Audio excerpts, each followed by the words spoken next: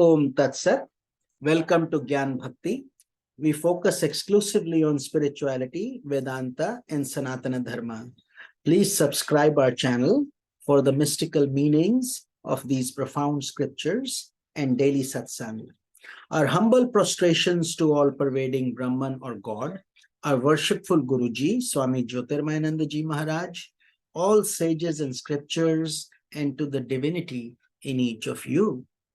We are currently exploring the scripture Mysticism of Mahabharata. Commentary is by our Guruji, Swami Jyotirmayananda Ji Maharaj, and narrated by myself, Swami Nikhilananda. So we are currently studying the episode of the game of dice. The insulting of Draupadi and her miraculous rescue in the royal court also has profound spiritual meaning.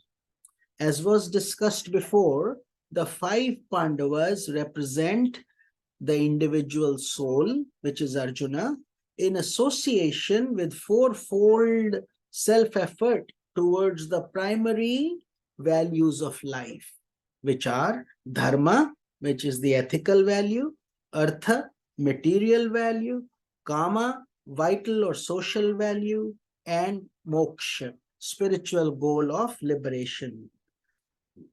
Draupadi is the personification of intellect who is deeply involved with these 5 as if married to them.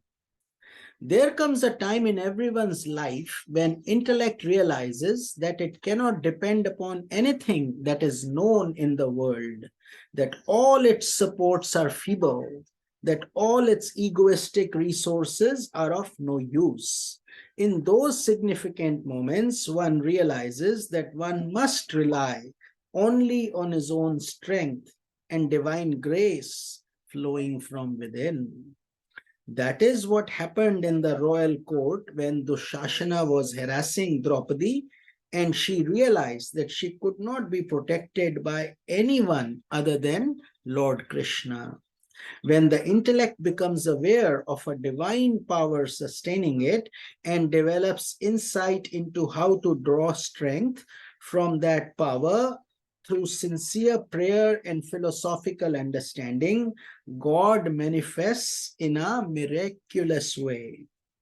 From a slightly different point of view, Draupadi represents intellect striving to be freed of illusions. The layers of her sari represent the layers of illusion that exist in the unconscious. Becoming free of illusions does not really disrobe the intellect, but rather fills it with endless, elegant robes of spirituality. Disrobe your intellect of illusions, and divine insight begins to deck your intellect with unending colors of majesty and glory, with ever new experiences of increased delight. Draupadi did not request the return of lost wealth when Dhritarashtra granted her boons. She requested only her family's freedom and their weapons. This is symbolic of the intellect's determination not to allow luxury to distract it from attaining the goal of life, which is mukti or liberation. Just as the soul on the path to enlightenment must one-pointedly strive to eliminate the enemies within, so too the task of the Pandavas was clearly to destroy the evil Kauravas so that peace could reign. Just as an aspirant needs the spiritual weapons of meditation and prayer, of sadhana shakti, the power derived from the practice of spiritual discipline, so too the Pandavas needed only their freedom and weapons to enable them to perform the austerity needed to lead them to eventual victory. As the second game of dice made clear, the divine plan to expose the Kauravas is a powerful force of evil was in progress, and no one could stop it from unfolding.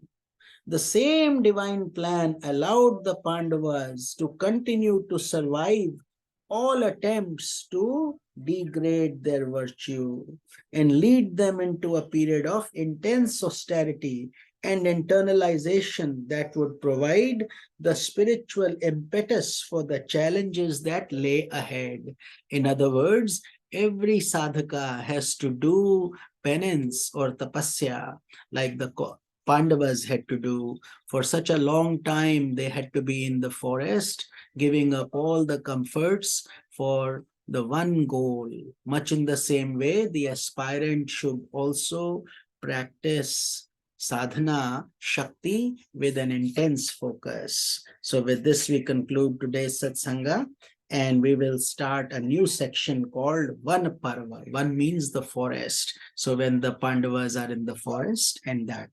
So this is Swami Nikhilananda. Om Tat Sat.